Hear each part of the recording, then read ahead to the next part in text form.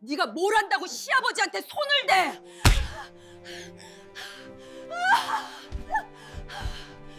시어머니의 손이 민서의 머리채를 잡아당겼습니다. 바닥에 쓰러진 시아버지는 가슴을 움켜쥔 채 의식을 잃어가고 있었습니다. 민서가 응급처치를 하려 했지만 시어머니가 몸으로 막아섰습니다. 약도 제대로 안 챙기고 병원도 안 모시고 이제 와서 손대? 네가 시아버지 죽이려고 작정했구나. 그때였습니다.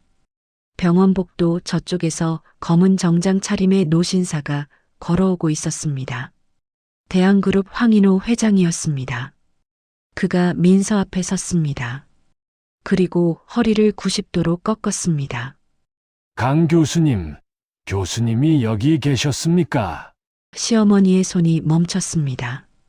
남편의 입이 떡 벌어졌습니다. 하녀 취급하던 며느리에게 재벌 회장이 90도 인사를 하고 있었습니다. 도대체 이 며느리의 정체는 무엇이었을까요? 지금 시작합니다. 달빛 목욕탕입니다. 사연 시작 전에 구독과 좋아요 부탁드립니다. 더불어 어디서 듣고 계신지 댓글 남겨주시면 계신 곳에 행운이 가득하길 바라겠습니다. 강민서가 눈을 뜬 것은 새벽 4시 반이었습니다. 알람이 울리기도 전이었습니다. 몸이 먼저 기억하고 있었습니다. 명절이면 이 시간에 일어나야 한다는 것을. 부산 마린시티 37층 펜트하우스 바다가 한눈에 내려다 보이는 이 고급 주상복합 아파트에서 민서는 늘 가장 작은 방에서 잤습니다. 시어머니 장미숙이 배정한 방이었습니다. 니는 가진 것도 없고 친정도 없는데 큰 방 쓸 자격이 어딨노? 민서는 이불을 걷고 일어났습니다. 거울도 없는 방이었습니다. 세면대로 가서 찬물로 얼굴을 씻었습니다. 부은 눈을 문질렀습니다. 어젯밤 12시까지 명절 음식 재료를 다듬다가 잠들었기 때문이었습니다. 민서가 거실로 나왔습니다. 통유리창 너머로 광안대교 불빛이 새벽 바다 위에서 반짝이고 있었습니다. 3년 전 이 집에 처음 왔을 때는 아름답다고 생각했습니다. 하지만 지금은 아무 감흥이 없었습니다. 부엌으로 향했습니다. 오늘은 명절이었습니다. 시어머니가 일주일 전부터 준비 목록을 건네줬습니다. 전 50인분, 나물 15가지, 갈비찜, 잡채, 송편까지 민서 혼자 만들어야 할 양이었습니다. 냉장고를 열었습니다. 어제 장을 봐온 재료가 가득 차 있었습니다. 무, 도라지, 고사리, 시금치, 소고기, 돼지고기, 명태, 부침가루. 민서는 도마를 꺼내 칼을 들었습니다. 무부터 썰기 시작했습니다. 사각사각 칼질 소리만이 새벽 부엌을 채웠습니다. 고등학교 때 아버지가 교통사고로 돌아가셨습니다. 민서는 그날 다짐했습니다. 의사가 되겠다고, 사람을 살리는 사람이 되겠다고. 서울대 의대에 합격했습니다. 어머니가 그날 처음으로 웃으셨습니다. 레지던트 과정을 마치고 흉부외과 전문의가 되었습니다. 서울에서 손꼽히는 실력자였습니다. 심장 수술, 폐 수술, 대혈관 수술까지 못하는 게 없었습니다. 하지만 그 모든 것이 3년 전 무너졌습니다. 민서는 손을 멈추고 눈을 감았습니다. 어머니의 얼굴이 떠올랐습니다. 지금은 생각하면 안 됐습니다. 칼을 다시 움직였습니다. 6시가 되자 시어머니 방에서 불이 켜졌습니다. 민서의 심장이 쿵 내려앉았습니다. 곧 시어머니가 나올 것이었습니다. 안방 문이 열렸습니다. 장미숙이 잠옷 위에 가운을 두르고 나왔습니다. 머리에는 롤이 감겨 있었고 얼굴에는 팩이 붙어 있었습니다. 부엌으로 걸어오더니 도마 위를 내려다보았습니다. 아직 이것밖에 안 했너? 민서가 고개를 들었습니다. 어머니, 새벽 4시 반부터 했는데요. 그래봤자 이것밖에 안 됐잖아. 오늘 사람 50명 온다 카는데 이 속도로 하면 언제 다 하노? 민서는 대답하지 않았습니다. 장미숙이 냉장고를 열었습니다. 저는 몇 가지 붙였노? 아직 안 했어요. 재료 손질 먼저 하고 있었어요. 뭐, 전도 안 붙였어? 장미숙의 목소리가 높아졌습니다. 사람들 11시부터 온다 하는데 전도 안 붙이고 뭐 하고 있었노? 지금 시작하겠습니다. 민서가 부침가루를 꺼냈습니다. 장미숙이 팔짱을 끼고 지켜봤습니다. 너 진짜 요리도 못하면서 시집은 어떻게 왔노? 우리 준혁이가 얼굴만 보고 데려왔는데 솔직히 후회된다. 민서의 손이 미세하게 떨렸습니다. 하지만 부침가루를 물에 개는 손은 멈추지 않았습니다. 오늘 서연이 형님도 온다. 니 아나? 서연이 형님은 부산에서 제일 큰 수산업 회장님 따님이다. 우리 큰 며느리는 손 하나 까딱 안 해도 되는 분이야. 그 양반이 일하는 거 본 적 있노? 없제? 민서는 알고 있었습니다. 큰형수 박서연은 이 집에 올 때마다 소파에 앉아 핸드폰만 보고 있었습니다. 설거지 한 번, 상 차리기 한 번 거둔 적이 없었습니다. 근데 너는 뭐고? 친정도 없고 가진 것도 없고 대학도 그냥 나왔으면서 우리 집에 얹혀 사는 주제에 밥은 해야 되는 거 아이가? 민서가 입술을 꽉 깨물었습니다. 서울대 의대를 그냥 나온 것으로 만드는 이 시어머니의 말이 가슴에 못을 박았습니다. 아침 9시가 되자 안방에서 남편 이준혁이 나왔습니다. 깔끔하게 빗어넘긴 머리, 명품 시계가 손목에서 반짝였습니다. 부엌을 지나치며 민서를 흘끗 보더니 거실 소파에 앉았습니다. 여보, 커피 좀. 민서가 손을 씻고 커피를 내렸습니다. 준혁 앞에 커피잔을 내려놓았습니다. 고마워. 준혁은 그 말 한마디 없이 핸드폰을 들여다보았습니다. 민서가 다시 부엌으로 돌아가려는데 준혁이 입을 열었습니다. 오늘 형님네 가족이랑 친척들 다 온다는데 음식 준비 잘 되고 있어? 응, 하고 있어. 엄마가 아까 투덜거리시던데 좀 서둘러. 오늘 중요한 날이야. 민서는 대답 대신 고개를 끄덕였습니다. 중요한 날. 시댁 식구들에게는 중요한 날이었습니다. 민서에게는 지옥 같은 하루였습니다. 10시가 되자 현관 초인종이 울렸습니다. 큰형님 부부가 도착한 것이었습니다. 민서가 앞치마를 벗고 현관으로 나갔습니다. 문을 열자 큰형님 이준호와 큰형수 박서연이 들어섰습니다. 서연은 명품 가방을 들고 선글라스를 머리에 걸친 채였습니다. 얼굴에는 화장이 완벽했고 손톱에는 네일아트가 반짝였습니다. 동서. 오랜만이네. 서연이 민서를 위아래로 훑어봤습니다. 아직도 그 앞치마 입고 있네? 명절 때마다 똑같은 거 보이네. 민서가 신발을 정리하려 하자 서연이 손을 내저었습니다. 아, 신발은 내가 할게. 동서는 부엌 가서 일해야지. 오늘 음식 많이 해야 되잖아. 장미숙이 거실에서 반갑게 맞았습니다. 어머, 서연아. 왔구나. 어서 와. 어머니, 안녕하세요. 서연이 환하게 웃으며 장미숙을 안았습니다. 장미숙도 며느리를 꼭 껴안았습니다. 민서를 대할 때와는 전혀 다른 태도였습니다. 앉아, 앉아. 민서야, 서연이 형님 차 좀 타와. 민서가 부엌으로 가서 차를 준비했습니다. 서연의 목소리가 거실에서 들려왔습니다. 어머니, 요즘 아버지 건강은 어떠세요? 응, 괜찮아.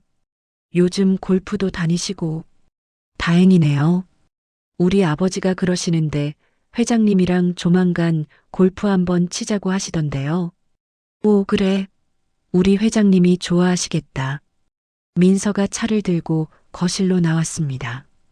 서연 앞에 찻잔을 내려놓았습니다. 고마워, 동서.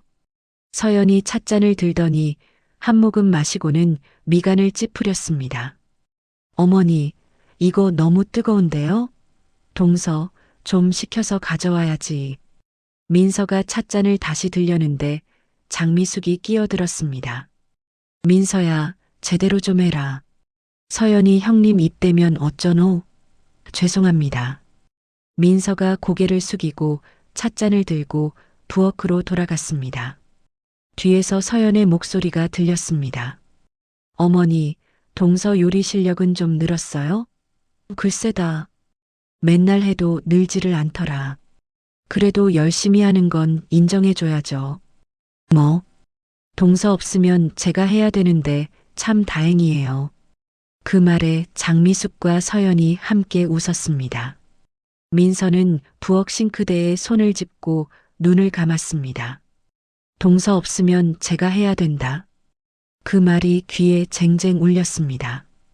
큰형수는 수산업 회장 딸이라는 이유로 손 하나 까딱 안 했습니다. 민서는 친정도 없고 가진 것도 없다는 이유로 하녀 취급을 받았습니다. 11시가 되자 친척들이 하나둘씩 도착하기 시작했습니다. 시어머니 동생, 시아버지 형제, 먼 친척까지 합쳐 거실이 북적였습니다. 민서는 쉴 틈 없이 전을 부치고 나물을 무치고 갈비찜을 내고 송편을 쪘습니다. 민서야, 물 좀 갖다 줘. 민서야, 수저 좀 더 가져와. 민서야, 김치가 모자른데? 이름 대신 민서야로 불리며 온 집안을 뛰어다녔습니다. 점심상이 차려졌습니다. 50명이 앉을 자리가 거실과 안방에 빼곡히 마련되었습니다. 민서가 음식을 나르는 동안 서연은 소파에 앉아 친척들과 이야기를 나누고 있었습니다. 서연아, 너희 아버지 사업 잘 되신다며? 네, 감사하게도요. 요즘 수출이 늘어서 바쁘시대요. 역시 우리 서연이는 복덩이야. 시집도 잘 왔고. 장미숙이 흐뭇하게 웃었습니다. 그러더니 부엌 쪽을 힐끗 보며 말했습니다. 우리 작은 며느리는 좀 달라. 친정도 없고 의지할 데도 없어서 우리가 걷어준 거나 마찬가지제. 친척 한 명이 물었습니다. 민서 씨 부모님은 어떻게 되셨는데요? 아버지는 일찍 돌아가셨고 어머니도 몇 년 전에 돌아가셨다 카더라. 그래서 더 불쌍해서 우리 준혁이가 데려온 거지. 민서는 부엌에서 그 말을 듣고 있었습니다. 국자를 든 손에 힘이 들어갔습니다. 불쌍해서 데려왔다. 걷어줬다. 그 단어들이 민서의 가슴을 짓눌렀습니다. 민서는 설거지를 하면서 창밖을 바라보았습니다. 마린시티 야경이 화려하게 빛나고 있었습니다. 3년 전 서울을 떠나 이곳에 왔을 때가 떠올랐습니다. 서울대학교 병원 흉부외과. 민서는 그곳에서 전문의로 일했습니다. 심장 수술의 최전선에서 생명을 살리는 의사였습니다. 고등학교 2학년 겨울이었습니다. 아버지가 퇴근길에 교통사고를 당했습니다. 병원으로 달려갔을 때 아버지는 이미 수술실에 있었습니다. 6시간을 기다렸습니다. 수술실 빨간 불이 꺼지고 의사가 나왔습니다. 고개를 저었습니다. 죄송합니다. 최선을 다했지만. 어머니가 바닥에 주저앉았습니다. 민서는 그 자리에서 다짐했습니다. 의사가 되겠다고. 아버지처럼 갑자기 떠나는 사람이 없도록 누군가의 소중한 사람을 살리는 의사가 되겠다고. 서울대 의대에 합격했습니다. 어머니가 그날 처음으로 웃으셨습니다. 우리 딸 정말 자랑스럽다. 봄과 4년을 거쳐 인턴, 레지던트 과정을 마쳤습니다. 흉부외과를 선택했습니다. 심장, 폐, 대혈관을 다루는 분야. 가장 어렵고 가장 중요한 분야였습니다. 전문의 자격을 취득하고 서울대병원 흉부외과에 남았습니다. 펠로우 과정을 거쳐 전임의가 되었습니다. 실력을 인정받았습니다. 강민서 선생, 손이 좋아. 앞으로 이 분야 이끌 사람이야. 교수님들이 그렇게 말했습니다. 심장 판막 수술, 관상동맥 우회술, 대동맥 수술까지 민서의 손을 거쳐간 환자들은 모두 회복했습니다. 사망률이 가장 낮은 의사였습니다. 학회에서 발표도 했습니다. 젊은 나이에 주목받는 흉부외과 의사. 서울 의료계에서 민서의 이름은 점점 알려졌습니다. 그러던 어느 날이었습니다. 3년 전 봄, 어머니가 가슴 통증을 호소했습니다. 민서야, 요즘 가슴이 좀 답답해. 어머니, 병원 가보세요. 괜찮아. 나이 들면 다 그런 거지 뭐. 하지만 증상은 계속되었습니다. 민서가 직접 어머니를 데리고 병원에 갔습니다. 검사 결과가 나왔습니다. 승모판막 협착증, 심장 판막이 좁아져서 혈액순환이 제대로 되지 않는 병이었습니다. 수술이 필요합니다. 담당 교수가 말했습니다. 판막 성형술을 해야 해요. 다행히 아직 초기라 성공률이 높습니다. 어머니는 수술을 받기로 했습니다. 날짜가 잡혔습니다. 토요일 오전, 민서는 그날 당직이 아니었습니다. 수술실 밖에서 기다릴 생각이었습니다.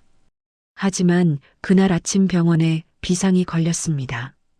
대형 교통사고로 응급 환자가 6명 동시에 들어왔습니다. 흉부외과 의사 전원 비상 소집. 민서도 호출을 받았습니다. 수술실로 뛰어갔습니다. 응급수술 3건이 동시에 진행되고 있었습니다. 그때 간호사가 달려왔습니다. 강 선생님, 3번 수술실에 문제가 생겼어요. 집도의 선생님이 급하게 다른 응급으로 가셔야 한대요. 강 선생님이 대신 들어가셔야 할 것 같아요. 3번 수술실이요? 거기 무슨 수술인데요? 승모판막 성형술이요. 민서의 심장이 멎었습니다. 승모판막 성형술. 어머니 수술이었습니다. 제가 못 들어가요. 환자가 제 어머니예요. 알아요. 그런데 지금 다른 선생님들 다 응급수술 중이시고 대기 중인 분은 강 선생님밖에 없어요. 마취도 이미 했고 집도의 선생님은 더 급한 응급으로 가셔야 한대요. 민서는 고개를 저었습니다. 안 돼요. 의료윤리상 가족수술은 할 수 없어요. 그때 수술실 문이 열리고 마취가 과장이 나왔습니다. 강 선생, 지금 상황이 그렇게 여유롭지 않아. 환자분 마취 상태가 오래 유지되면 위험해. 30분 안에 수술 시작 못하면 깨워야 하는데 그것도 리스크가 있어. 다른 선생들 응급 끝나려면 최소 2시간은 걸려. 하지만 과장님, 환자가 제 어머니인데요. 알아. 그래서 더 조심히 하면 돼. 강 선생 실력이면 충분히 할 수 있어. 아니면 환자분 마취 중단하고 다음 주로 미룰까? 그것도 위험하긴 하지만. 민서는 입술을 깨물었습니다. 마취 중단도 위험했습니다. 그렇다고 다른 의사를 기다리자니 시간이 없었습니다. 제가 하겠습니다. 민서가 수술실로 들어갔습니다. 수술 가운을 입었습니다. 손을 소독했습니다. 장갑을 끼웠습니다. 모든 동작이 기계적이었습니다. 감정을 지워야 했습니다. 수술대 위에는 어머니가 누워 계셨습니다. 마취된 얼굴, 산소 마스크를 쓴 모습. 민서는 눈을 감았다가 떴습니다. 지금은 의사여야 했습니다. 딸이 아니라 의사. 수술 시작하겠습니다. 민서가 메스를 들었습니다. 수술은 순조롭게 진행되었습니다. 좁아진 판막을 확인하고 성형 작업에 들어갔습니다. 민서의 손은 정확했습니다. 떨림이 없었습니다.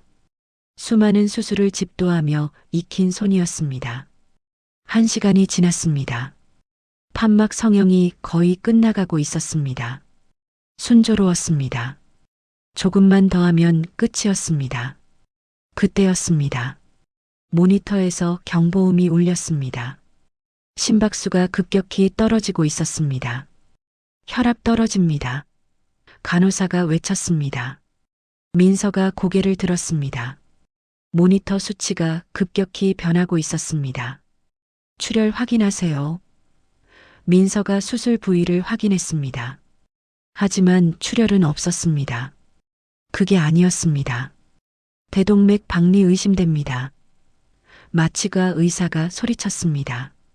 대동맥 박리. 대동맥 혈관 벽이 찢어지는 응급 상황이었습니다. 예상하지 못한 합병증이었습니다. 민서의 머릿속이 하얘졌습니다. 대동맥 박리는 즉각적인 대처가 필요했습니다. 하지만 지금 상황에서 대동맥을 확인하려면 수술 범위를 확대해야 했습니다. 시간이 없었습니다. 강 선생님, 어떻게 하시겠어요? 간호사가 물었습니다. 민서는 대답하지 못했습니다.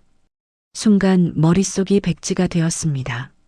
수술대 위에 누운 사람이 환자가 아니라 어머니로 보이기 시작했습니다.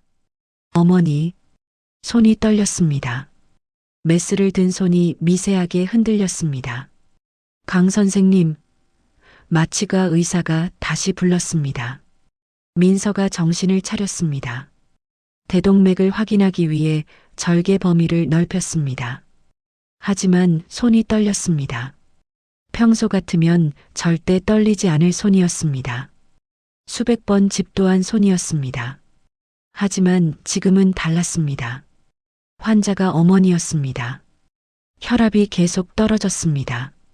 대동맥 박리 부위를 찾았습니다. 봉합해야 했습니다. 민서가 봉합을 시작했습니다. 하지만 떨리는 손으로 정확한 봉합이 되지 않았습니다. 한 번, 두 번. 강 선생님, 혈압이 계속 떨어집니다. 수혈 준비. 민서가 외쳤습니다. 하지만 이미 늦었습니다. 모니터에서 긴 경보음이 울렸습니다.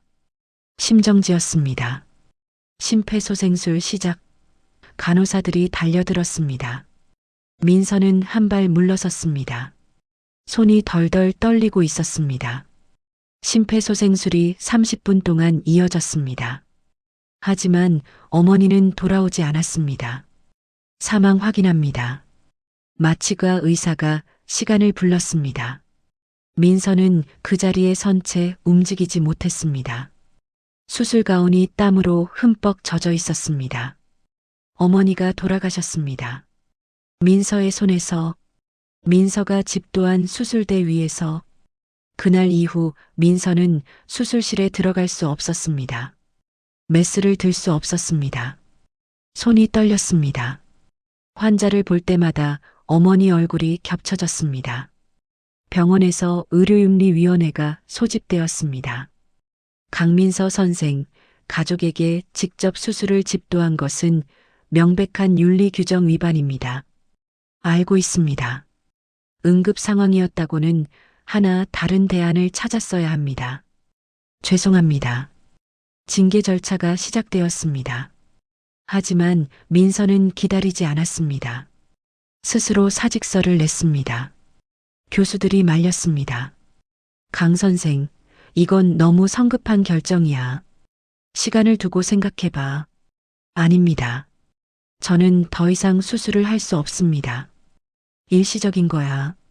트라우마는 극복할 수 있어. 제가 어머니를 죽였습니다. 윤리를 어기면서까지 수술실에 들어갔고 정작 중요한 순간에 손이 떨렸습니다. 저는 의사 자격이 없습니다. 민서는 병원을 떠났습니다.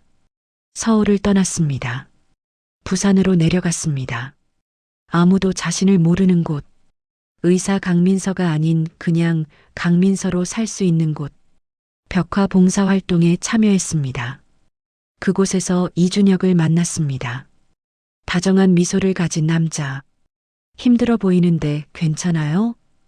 그 한마디에 민서는 무너졌습니다. 오랜만에 누군가 자신을 걱정해주는 말을 들었습니다. 준혁은 민서의 과거를 묻지 않았습니다. 민서도 말하지 않았습니다. 의사였다는 것, 어머니를 수술대 위에서 잃었다는 것, 아무것도. 1년 만에 결혼했습니다. 준혁의 가족을 만났습니다. 마린시티 펜트하우스, 해운회사 대표인 시아버지, 화려한 시어머니. 장미숙은 민서를 처음 봤을 때부터 마음에 들어 하지 않았습니다. 친정이 어디고? 부모님 다 돌아가셨습니다. 직업은? 지금은 일 안 하고 있어요. 대학은 어디 나왔노? 지방의 대학교요. 지방대? 뭐 전공? 간호학과요. 민서는 거짓말을 했습니다. 의대라고 말할 수 없었습니다. 의사라는 이름을 꺼낼 수 없었습니다. 장미숙은 코웃음을 쳤습니다. 간호학과 나와서 일도 안 하고 우리 준혁이 얼굴만 보고 데려오네. 결혼을 반대했지만 준혁이 고집을 부렸습니다. 저 사람이 좋아요. 결혼하고 싶어요. 결혼은 했지만 장미숙의 태도는 변하지 않았습니다. 오히려 더 심해졌습니다. 며느리를 하녀처럼 부렸습니다.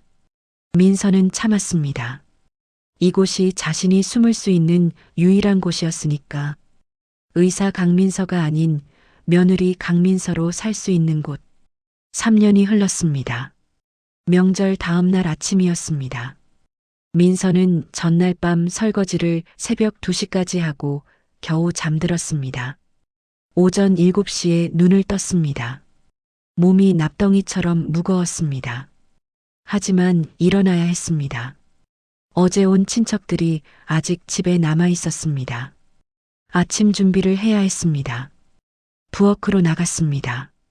어제 남은 음식들이 냉장고에 가득했습니다. 민서는 밥을 짓고 국을 끓이기 시작했습니다. 8시가 되자 안방에서 시아버지 이동춘이 나왔습니다. 평소와 달리 얼굴이 창백했습니다. 이마에 식은땀이 맺혀 있었습니다. 아버님, 괜찮으세요? 민서가 물었습니다. 응, 괜찮아. 그냥 좀 피곤해서. 동춘이 소파에 앉으며 가슴을 살짝 문질렀습니다. 민서의 눈이 그 동작을 놓치지 않았습니다. 가슴 통증. 3년 동안 숨겨왔던 본능이 깨어났습니다. 의사의 본능. 아버님, 가슴이 불편하세요? 아니야. 어제 과식해서 그런가 봐. 하지만 동춘의 얼굴색이 점점 더 나빠지고 있었습니다. 민서가 다가가려는데 장미숙이 안방에서 나왔습니다. 여보, 왜 그래? 안색이 안 좋은데? 괜찮아. 그냥 소화가 안 되는 것 같아. 소화제 먹어야겠네. 민서야, 소화제 어디 있노? 민서가 약장에서 소화제를 꺼내왔습니다. 하지만 민서의 머릿속에서는 다른 진단이 돌아가고 있었습니다. 안면 창백, 식은땀, 가슴 불편감, 소화불량 호소. 이것은 소화불량이 아니었습니다. 심근경색 초기 증상이었습니다. 아버님, 병원에 가보시는 게 좋을 것 같아요. 민서가 조심스럽게 말했습니다. 병원은 무슨, 소화제 먹으면 괜찮아. 동춘이 소화제를 입에 넣었습니다. 장미숙이 민서를 돌아보았습니다. 네가 뭘 안다고 병원 타령이고 그냥 과식한 거지. 민서는 더 이상 말하지 못했습니다. 하지만 불안했습니다. 동춘이 소파에 기대앉아 TV를 켰습니다. 민서는 부엌에서 아침상을 차리면서도 시아버지를 계속 지켜봤습니다. 시간이 지날수록 얼굴이 더 창백해졌습니다. 30분이 지났습니다. 동춘이 갑자기 가슴을 움켜쥐었습니다. 신음소리가 작았지만 민서는 들었습니다. 부엌에서 뛰어나왔습니다. 아버님. 동춘이 소파에서 몸을 앞으로 구부리고 있었습니다. 양손으로 가슴 왼쪽을 움켜쥐고 있었습니다. 얼굴이 백지장처럼 하얗게 질려 있었습니다. 여보. 장미숙이 비명을 질렀습니다. 민서가 달려가 동춘을 부축했습니다. 아버님, 들리세요? 저 좀 보세요. 동춘의 눈이 풀려 있었습니다. 초점이 없었습니다. 민서가 손목에 손을 댔습니다. 맥박이 빠르고 불규칙했습니다. 급성 심근경색이었습니다. 골든타임은 이 시간. 지금 당장 병원으로 가야 했습니다. 119 불러야 해요. 빨리. 민서가 외쳤습니다. 장미숙이 핸드폰을 꺼냈습니다. 떨리는 손으로 119를 눌렀습니다. 민서는 동춘을 바닥에 눕혔습니다. 기도를 확보하고 호흡을 확인했습니다. 호흡은 있었지만 얕았습니다. 셔츠 단추를 풀어 호흡을 편하게 했습니다. 3년 동안 잊고 있었던 응급처치 프로토콜이 손끝에서 자동으로 실행되었습니다. 여보. 장미숙이 울부짖었습니다. 그때 안방에서 준혁이 뛰어나왔습니다. 다른 방에서 자고 있던 친척들도 나왔습니다. 아버지, 준혁이 달려왔습니다. 무슨 일이야? 심근경색 같아요. 구급차 오는 대로 바로 병원 가야 해요. 민서가 침착하게 말했습니다. 장미숙이 민서를 노려봤습니다. 네가 뭘 안다고 심근경색이고 네가 의사야? 아버님 증상이 전형적인 심근경색 증상이에요. 지금 당장. 민서가 말을 잇는 순간 동춘의 몸이 한번 경련을 일으켰습니다. 그리고 축 늘어졌습니다. 의식을 잃은 것이었습니다. 아버지, 준혁이 소리쳤습니다. 민서가 동춘의 목에 손을 댔습니다. 경동맥 박동을 확인했습니다. 약하지만 있었습니다. 아직 심정지는 아니었습니다. 지금 CPR 준비해야 해요. 혹시 심정지 오면 네가 감히 시아버한테 손대지 마.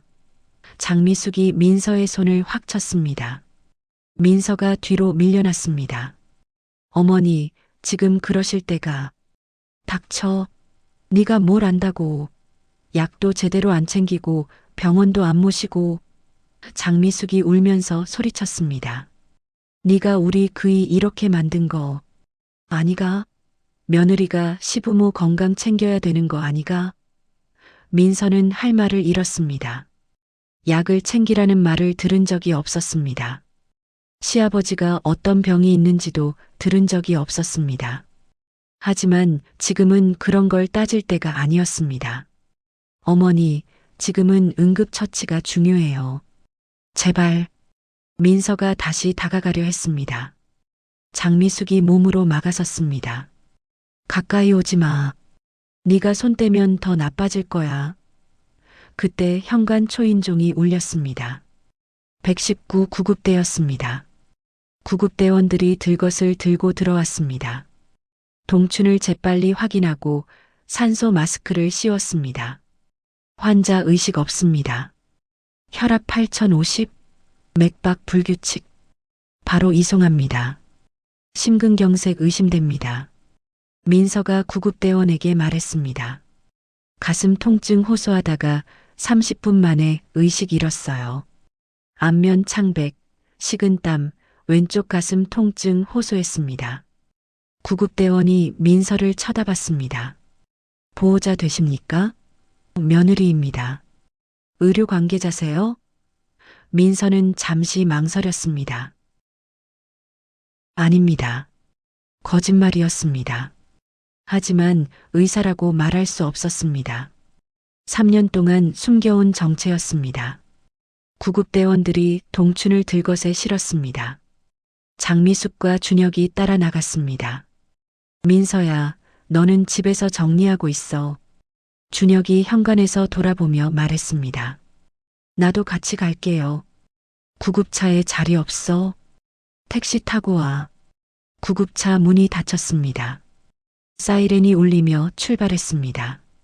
민서는 현관에 서서 멀어지는 구급차를 바라봤습니다. 가슴이 답답했습니다. 시아버지가 위험한데 자신은 여기 서 있어야 했습니다. 친척들이 거실에서 수군거렸습니다. 민서 씨가 시아버지 건강 챙겼어야 하는 거 아니에요? 맞아요. 며느리가 시부모님 약 챙기고 병원 모시고 그래야죠. 민서는 그 말을 들으며 현관문을 닫았습니다. 택시를 불렀습니다. 부산대학교 병원까지 30분이 걸렸습니다. 민서가 응급실에 도착했을 때 동춘은 이미 응급처치실 안에 있었습니다.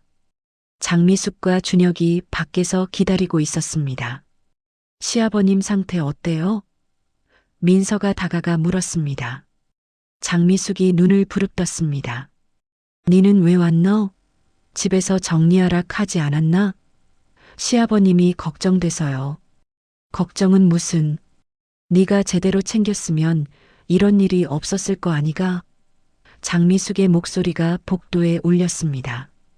지나가던 사람들이 돌아봤습니다. 민서는 고개를 숙였습니다. 그때 응급처치실 문이 열렸습니다. 젊은 전공의가 나왔습니다. 보호자분 되시죠? 네, 저 환자 아내입니다. 장미숙이 앞으로 나갔습니다. 환자분 급성 심근경색 맞습니다. 지금 응급 관상동맥 조영술 준비 중인데 상태가 좋지 않습니다. 혈압이 계속 떨어지고 있고요. 그럼 어떻게 해야 되는데요? 스텐트 시술을 해야 하는데 막힌 혈관 위치가 좋지 않습니다. 경우에 따라서는 응급 개용 수술이 필요할 수도 있습니다. 민서가 귀를 쫑긋 세웠습니다. 응급 개용 수술, 관상동맥 우회수를 말하는 것이었습니다. 흉부외과 수술이었습니다. 개용 수술이요?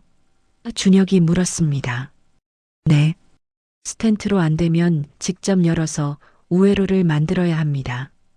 흉부외과에 협진 요청했는데 지금 당직 선생님이 다른 응급수술 중이시래요.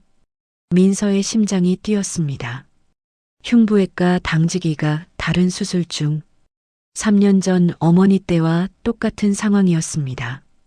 전공의가 계속 말했습니다. 일단 스텐트 시도해보고 안 되면 흉부외과 선생님 수술 끝날 때까지 기다려야 할 수도 있습니다. 그럼 언제까지 기다려야 되는데요?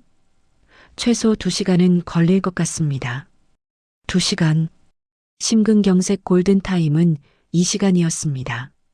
그 시간이 지나면 심장 근육이 괴사되기 시작했습니다. 민서는 입술을 깨물었습니다.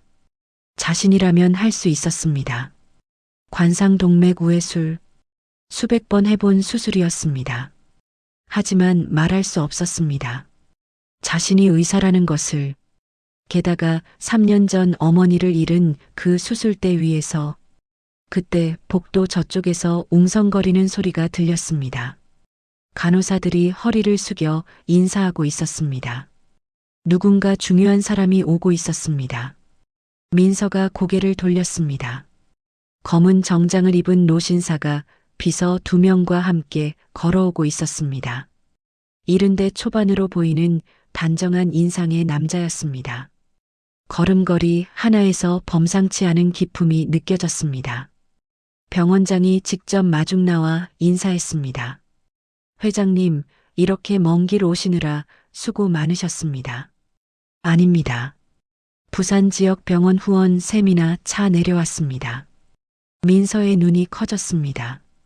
그 목소리, 그 얼굴, 3년 만에 듣는 목소리였습니다.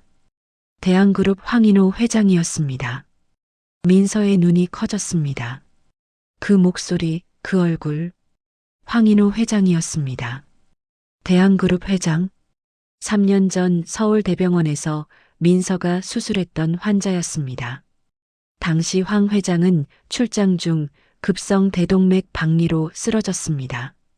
응급실로 실려왔을 때 상태가 심각했습니다. CT를 확인한 흉부외과 과장이 고개를 저었습니다. 이 위치는 수술이 거의 불가능합니다. 대동맥궁 부위 박리인데 접근 자체가 어렵습니다. 다른 교수들도 망설였습니다. 재벌 그룹 회장이 수술대에서 사망하면 책임 문제가 심각했습니다. 그때 민서가 나섰습니다. 제가 하겠습니다. 신술식으로 접근하면 가능합니다. 14시간의 대수술이었습니다. 성공했습니다. 황 회장은 회복했고 퇴원 직전 민서를 찾았습니다. 강 교수님, 제 목숨을 살려주셨습니다. 이 은혜 평생 잊지 않겠습니다. 그게 마지막이었습니다. 얼마 후 민서는 어머니를 잃고 병원을 떠났습니다. 지금 그 사람이 복도를 걸어오고 있었습니다. 병원장이 옆에서 말했습니다. 회장님, 이번 부산 방문으로 저희 병원이 큰 힘을 얻었습니다. 병원 후원은 제가 평소 관심 있던 일입니다. 특히 3년 전 제 목숨을 살려주신 의사분 덕분에 더욱 의료계에 보답하고 싶었습니다. 황 회장의 목소리였습니다. 전국 주요 병원을 순회하며 후원 세미나를 진행하고 있는데 부산이 5번째입니다. 황 회장이 고개를 돌렸습니다. 그리고 민서와 눈이 마주쳤습니다. 황 회장의 걸음이 멈췄습니다. 눈이 커졌습니다. 강 교수님? 목소리가 떨렸습니다. 민서는 본능적으로 고개를 숙였습니다. 낡은 면바지에 기름때 묻은 앞치마를 두르고 있었습니다. 발에는 집에서 신고 온 슬리퍼가 그대로였습니다. 명절 음식 만들다가 급하게 나온 차림이었습니다. 황 회장이 빠르게 다가왔습니다. 그리고 민서 앞에 섰습니다. 병원장과 간호사들이 숨을 죽였습니다. 황 회장이 천천히 아주 정중하게 허리를 90도로 꺾었습니다. 강 교수님, 교수님이 여기 계셨습니까? 복도가 얼어붙었습니다. 장미숙의 손에서 가방이 떨어질 뻔했습니다. 준혁의 입이 떡 벌어졌습니다. 대한그룹 회장이 초라한 옷차림의 여자에게 90도 인사를 하고 있었습니다. 황 회장이 고개를 들었습니다. 눈가에 눈물이 맺혀 있었습니다. 3년 동안 교수님을 찾았습니다. 갑자기 병원을 그만두셨다는 소식에 전국을 수소문했습니다. 회장님, 민서가 작게 말했습니다. 일어나세요. 황 회장이 민서의 옷차림을 보았습니다. 낡은 옷, 기름때 묻은 앞치마, 슬리퍼, 눈썹이 올라갔습니다. 한국 최고의 흉부외과 의사가 이런 차림으로 황 회장이 말을 잇지 못했습니다. 장미숙이 앞으로 나섰습니다. 회장님, 저희가 민서와 무슨 관계인지 아십니까? 실례지만 어떤 관계이십니까?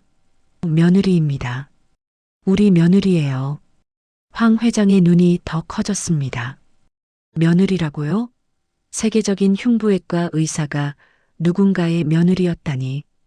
그때 응급실 문이 벌컥 열렸습니다. 전공의가 뛰어나왔습니다. 보호자님, 환자분 상태가 급격히 나빠지고 있습니다.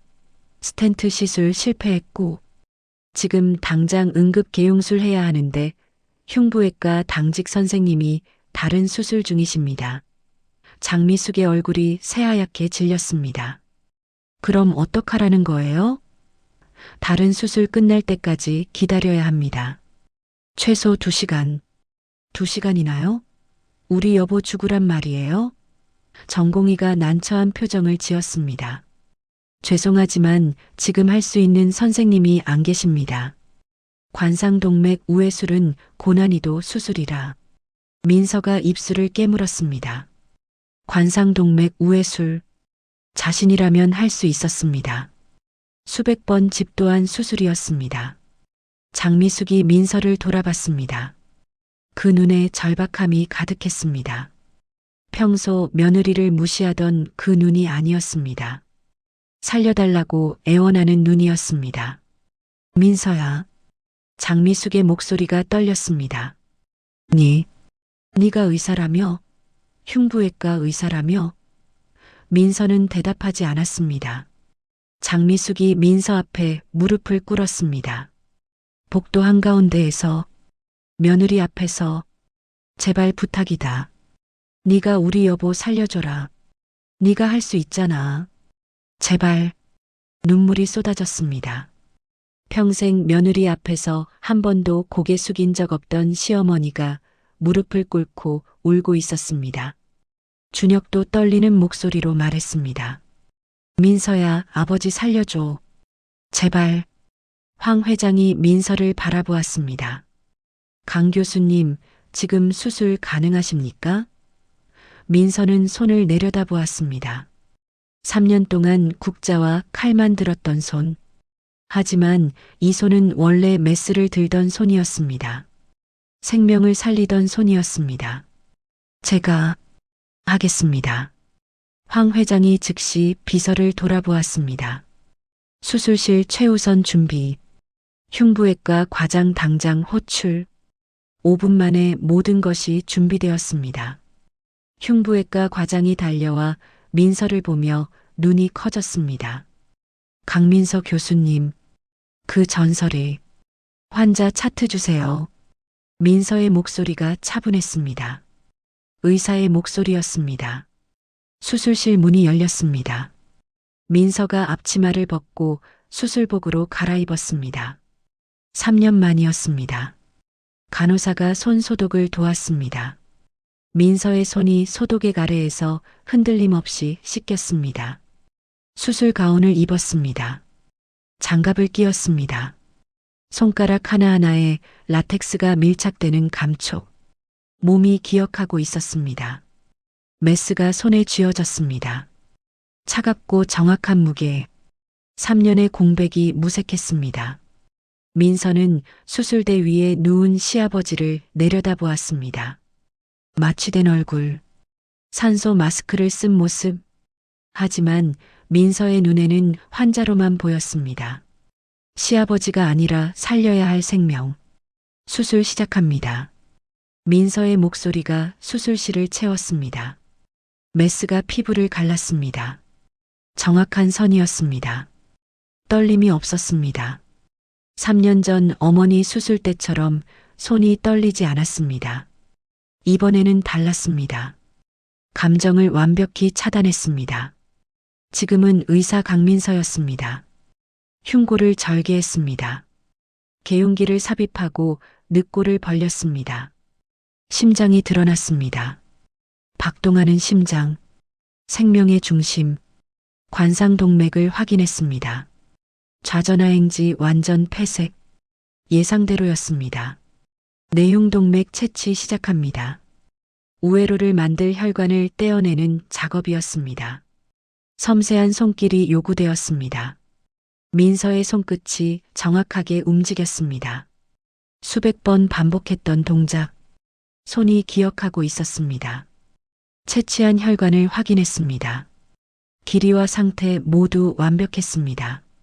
심폐기 준비. 예, 교수님. 간호사가 대답했습니다. 심장을 잠시 멈추고 인공심폐기로 혈액을 순환시켜야 했습니다. 심장이 멈췄습니다. 모니터에서 경보음이 울렸지만 민서는 흔들리지 않았습니다. 계획된 상황이었습니다. 막힌 관상동맥 아래쪽에 우회로를 연결하기 시작했습니다. 바늘이 혈관을 관통했습니다. 한 땀, 두 땀, 밀리미터 단위의 정밀한 봉합. 민서의 이마에 땀이 맺혔습니다. 간호사가 조심스럽게 닦아냈습니다. 1시간이 지났습니다. 우회로 첫 번째 문합 완료. 두 번째 문합 시작. 손이 쉬지 않고 움직였습니다. 정확하고 빠르게. 2시간 반이 흘렀습니다. 모든 문합이 완료되었습니다. 심폐기 이탈 시작합니다. 인공심폐기를 끄고 심장에 다시 혈액이 흐르기 시작했습니다. 심장이 스스로 뛰기 시작했습니다. 박동이 모니터에 나타났습니다. 정상 리듬이었습니다. 혈압 안정, 심박수 정상, 산소 포화도 98%. 간호사들이 수치를 불렀습니다. 모두 정상이었습니다. 민서가 우회로를 마지막으로 확인했습니다. 혈류가 원활하게 흐르고 있었습니다. 막혔던 길을 우회해서 심장 근육에 다시 피가 공급되고 있었습니다. 봉합 시작합니다. 흉골을 철사로 고정하고 피부를 봉합했습니다. 마지막 한 땀까지 정확하게. 수술 종료합니다. 민서가 메스를 내려놓았습니다. 3년 만에 완성한 수술이었습니다. 수술실 안이 조용했습니다. 그리고 흉부외과 과장이 박수를 쳤습니다. 완벽했습니다, 교수님. 다른 의료진도 박수를 쳤습니다. 민서는 장갑을 벗었습니다. 손이 미세하게 떨렸습니다. 하지만 이번에는 두려움이 아니었습니다. 해냈습니다. 이번에는 살렸습니다. 어머니 때처럼 손이 떨려서 실패하지 않았습니다. 냉정하게, 정확하게, 완벽하게. 수술실 문이 열렸습니다. 민서가 마스크를 내리고 나왔습니다. 복도에서 장미숙과 준혁, 큰형님 부부, 황 회장이 기다리고 있었습니다. 모두 일어섰습니다. 수술 성공적으로 끝났습니다. 민서의 목소리가 복도를 채웠습니다. 관상동맥 3중 우회술 완료했습니다. 현재 활력 징후 모두 안정적이고 48시간 이내 의식 회복 예상됩니다. 장미숙이 바닥에 주저앉았습니다. 살았어. 우리 여보가 살았어. 울음이 터졌습니다. 하지만 민서를 보지 못했습니다. 준혁이 민서에게 다가왔습니다. 민서야, 너 정말 말은 나중에 해. 환자 중환자실 이송되면 보호자 한 분만 면회 가능해. 민서가 차갑게 말했습니다. 큰형수 박서연이 입을 다물지 못하고 서 있었습니다. 평소 무시하던 동서가 생명을 살리는 의사였다는 사실에 충격을 받은 얼굴이었습니다. 황 회장이 민서에게 다가왔습니다. 강 교수님, 정말 수고하셨습니다. 당연히 해야 할 일이었습니다. 교수님, 황 회장이 잠시 망설이더니 물었습니다. 지금 어디 소속이십니까? 없습니다. 3년 전에 그만뒀습니다. 혹시? 황 회장이 명함을 꺼냈습니다. 서울로 돌아가실 생각 없으십니까? 제가 도와드릴 수 있습니다. 서울대병원 복직이든 다른 병원이든 말씀만 하십시오. 민서가 명함을 받았습니다. 대한그룹 황인호 회장, 직통번호가 적혀 있었습니다. 생각해 보겠습니다. 민서는 수술복을 벗으러 갔습니다. 뒤에서 장미숙의 울음소리가 들렸지만 돌아보지 않았습니다. 시아버지가 의식을 되찾은 것은 이틀 뒤였습니다. 병실에서 장미숙이 울며 기뻐했습니다. 하지만 민서에게는 한마디도 하지 않았습니다. 고맙다는 말도 미안하다는 말도 없었습니다. 일주일 뒤 민서는 마린시티 집으로 돌아와 캐리어를 꺼냈습니다. 옷을 개기 시작했습니다. 안방 문이 열렸습니다. 준혁이 나왔습니다. 뭐 하는 거야? 짐 싸는 거 안 보여? 어디 가려고?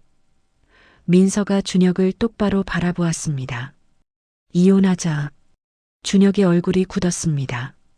갑자기 무슨 소리야? 갑자기가 아니야. 3년 동안 참았어. 시어머니한테 하녀 취급당하고 큰형수한테 무시당하고 명절마다 혼자 50인분 음식 만들면서 참았어. 그건 당신은 뭐 했어? 한 번이라도 내 편 들어준 적 있어? 어머니가 내 뺨 때릴 때 뭐 했어? 시아버지 쓰러졌을 때 나보고 택시 타고 오래 했잖아. 준혁이 할 말을 잃었습니다. 민서가 말을 이었습니다. 나 서울 가. 다시 의사 할 거야. 의사?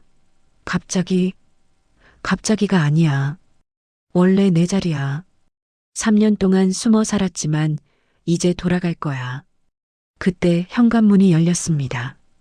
장미숙이 시장 봉투를 들고 들어왔습니다. 민서의 캐리어를 보고 눈이 커졌습니다. 니 뭐 하는 거고? 집 나갑니다. 뭐? 그리고 이혼할 겁니다. 장미숙의 얼굴이 새하얗게 질렸습니다. 니 미쳤나? 우리 그이 살려놓고 이제 와서 이혼? 시아버님은 제가 의사니까 살린 겁니다. 며느리라서 산 게 아니에요. 민서가 차갑게 말했습니다. 어머니는 3년 동안 저한테 뭐라고 하셨죠? 근본도 없고 가진 것도 없고 대학도 그냥 나왔다고 하셨죠? 장미숙이 입술을 떨었습니다. 그건 내가 몰라서 알았어도 똑같았을 겁니다. 전 더 이상 이 집 며느리 안 할 겁니다. 민서가 캐리어를 끌고 현관으로 향했습니다. 장미숙이 앞을 막아섰습니다. 안 돼. 네 나가면 안 돼. 우리 회사 일 어떻게 하고? 민서가 비웃었습니다. 회사 일이요? 제가 회사 일이랑 무슨 상관인데요? 준혁이 끼어들었습니다. 민서야, 우리 회사가 황인호 회장 그룹이랑 거래하잖아. 내가 나가면. 아. 민서가 고개를 끄덕였습니다. 그게 걱정이시구나. 제가 황 회장님한테 말하면 거래 끊길까봐? 장미숙과 준혁이 동시에 얼굴이 굳었습니다. 민서가 핸드폰을 꺼냈습니다. 황 회장 명함에 적힌 번호로 전화를 걸었습니다. 2번 신호음 후 연결되었습니다. 강 교수님, 저 황인호입니다. 회장님, 통화 괜찮으세요? 언제든 환영입니다. 무슨 일이십니까? 제안하신 것 받아드리겠습니다. 서울로 올라가서 다시 의사하고 싶습니다. 전화기 너머로 기쁜 목소리가 들렸습니다. 정말입니까? 잘 결정하셨습니다. 서울대병원 흉부외과 교수 자리 제가 바로 알아보겠습니다. 감사합니다. 그리고 민서가 장미숙과 준혁을 바라보았습니다.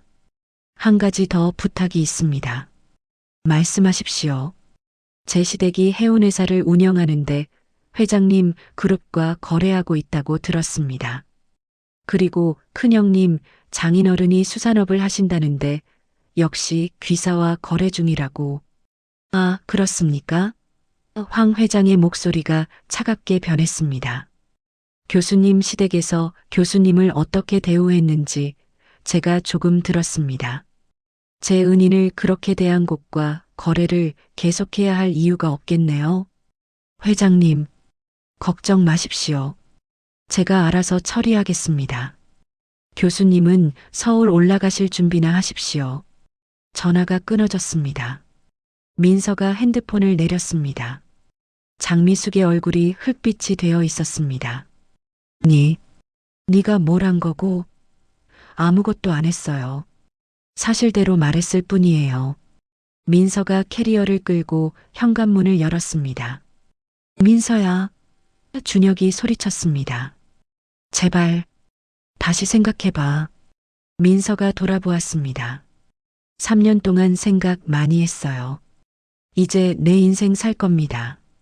문이 닫혔습니다. 일주일 뒤 이동춘의 해운회사의 대한그룹으로부터 통보가 왔습니다. 납품 계약 해지. 회사 매출의 60%를 차지하던 거래였습니다. 큰형님, 장인어른의 수산업체도 마찬가지였습니다. 대한그룹 계열 유통사와의 거래 중단. 시댁이 무너지기 시작했습니다. 6개월 뒤 서울대학교병원 흉부외과. 민서가 교수 가운을 입고 복도를 걸었습니다. 가슴에는 명찰이 달려 있었습니다. 강민서 교수 흉부외과. 황 회장의 도움으로 서울대병원 복직이 성사되었습니다. 처음에는 병원 측이 망설였습니다. 3년 공백이 있었고 의료윤리 문제도 있었습니다. 하지만 황 회장이 직접 병원장을 만났습니다. 강민서 교수는 제 목숨의 은인입니다. 그리고 한국 최고의 흉부외과 의사입니다. 병원에서 받아주지 않으면 제가 새 병원을 지어서라도 모실 겁니다. 서울대병원은 민서를 받아들였습니다. 복직 첫 달 민서는 15건의 수술을 집도했습니다. 모두 성공이었습니다. 3년의 공백이 무색했습니다. 오히려 더 신중하고 정확해졌습니다. 학회에서도 민서의 복귀 소식이 화제가 되었습니다. 강민서 교수 돌아왔다더라. 3년 만에 복귀했는데 실력은 그대로래. 오늘은 특별한 날이었습니다. 민서의 첫 제자가 들어오는 날이었습니다. 흉부외과 전공의 1년 차. 민서가 직접 선발한 제자였습니다. 교수님, 전공의 김지우입니다. 젊은 여의사가 허리를 숙여 인사했습니다. 눈빛이 반짝였습니다. 민서가 미소 지었습니다. 잘 부탁해요. 앞으로 힘들 텐데 버틸 수 있겠어요? 네, 교수님. 교수님처럼 훌륭한 의사가 되고 싶습니다. 민서는 3년 전 자신의 모습을 보았습니다. 열정으로 가득했던 젊은 날. 그날 오후 민서의 핸드폰이 울렸습니다. 모르는 번호였습니다. 여보세요? 민서야. 준혁의 목소리였습니다. 6개월 만이었습니다. 왜 전화했어? 아버지 회사가 부도났어. 대한그룹 거래 끊기고 나서 버티지 못했어. 그래서 민서의 목소리는 차갑했습니다. 미안해. 내가 잘못했어. 다시 시작할 수 없을까? 이혼 서류 받았을 텐데. 그건 아직 서명 안 했어. 한 번만 더 기회를. 서명 안 하면 소송 들어간다고 변호사가 통보했을 거야.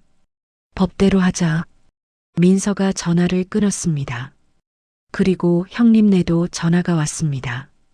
저는 받지 않았습니다. 이제 남이니깐요. 이혼 조정은 한 달 뒤 성립되었습니다. 준혁은 끝까지 버텼지만 황 회장이 소개한 법무법인 앞에서는 무력했습니다. 재산 분할도 민서에게 유리하게 결론이 났습니다. 결혼 전 민서의 재산은 없었지만 3년간의 부당한 대우에 대한 위자료가 인정되었습니다. 그날 저녁 민서는 병원 옥상에 올라갔습니다. 서울 야경이 눈앞에 펼쳐졌습니다. 3년 전 이곳을 떠날 때는 모든 게 무너진 것 같았습니다.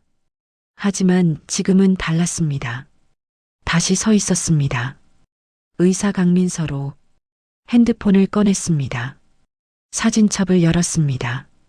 어머니와 찍은 마지막 사진이 있었습니다. 서울대병원 정문 앞에서 어머니가 딸의 어깨를 감싸 안고 웃고 계셨습니다. 엄마, 나 다시 시작했어. 이번에는 더 많은 사람 살릴게. 엄마를 살리지 못한 죄 평생 안고 살겠지만 그래도 계속 갈게. 민서의 눈가에 눈물이 맺혔습니다. 하지만 웃고 있었습니다. 다음 날 아침 민서는 첫 수술 환자를 만났습니다. 70대 남성 환자였습니다. 교수님, 제가 살 수 있을까요? 떨리는 목소리였습니다. 민서가 환자의 손을 잡았습니다. 제가 최선을 다하겠습니다. 꼭 살려드릴게요. 수술실로 향했습니다. 하얀 가운 자락이 바람에 펄럭였습니다. 복도를 지나는 간호사들이 고개를 숙여 인사했습니다. 교수님, 안녕하세요. 민서는 미소로 답했습니다. 수술실 문이 열렸습니다. 차가운 공기가 얼굴을 스쳤습니다. 소독약 냄새, 금속 기구의 차가운 광택, 무영 등의 하얀 빛. 민서의 전장이었습니다. 장갑을 끼웠습니다. 메스를 들었습니다. 수술 시작합니다. 민서의 목소리가 수술실을 채웠습니다. 1년 뒤 민서는 흉부외과 부교수로 승진했습니다. 그리고 대한흉부외과학회에서 올해의 의사상을 받았습니다. 시상식장에 황 회장이 참석했습니다. 강 교수님 축하드립니다. 회장님 덕분입니다. 아닙니다. 교수님의 실력과 노력입니다. 저는 그저 기회를 드렸을 뿐입니다. 민서가 트로피를 들어 올렸습니다. 플래시가 터졌습니다. 신문에 실릴 사진이었습니다. 3년 공백 딛고 복귀한 흉부외과 명예 강민서 교수. 그날 밤 민서는 오랜만에 부산 바다가 그리웠습니다. 하지만 마린시티가 아니었습니다. 광안리 해변이었습니다. 홀로 걸었던 그 밤바다. 다시는 돌아가지 않을 곳. 민서는 서울 하늘을 올려다보았습니다. 별이 빛나고 있었습니다. 어머니가 저 별 어딘가에서 지켜보고 계실 것 같았습니다. 엄마, 나 이제 괜찮아. 진짜 나로 살고 있어. 바람이 불었습니다. 따뜻한 바람이었습니다. 새해 복 많이 받으십시오. 달빛 목욕탕입니다. 오늘 마린시티의 숨겨진 의사 이야기 어떠셨나요?